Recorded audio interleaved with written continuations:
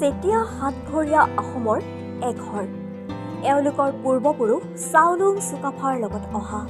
কালক্ৰমত চেতিয়া ফৈদত বিভিন্ন জাতি জনগোষ্ঠীৰ লোক সোমাই আনকেইটা ফৈদৰ জন্ম হ'ল। ৰাজ দৰবাৰত উচ্চ পদ পাব পৰা লোকক চেতিয়া বোলা হৈছিল।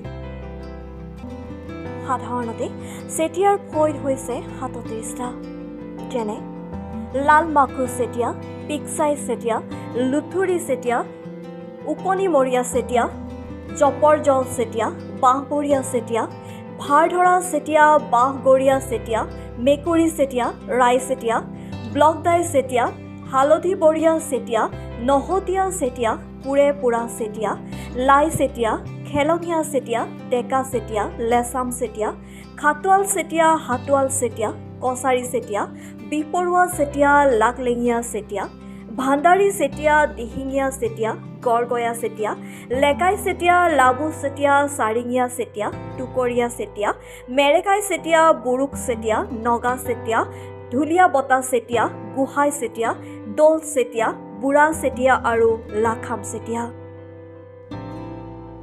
আনহাতে লাংমাখ্ৰু চেতিয়াৰ ১২টাকৈ থাল আছে।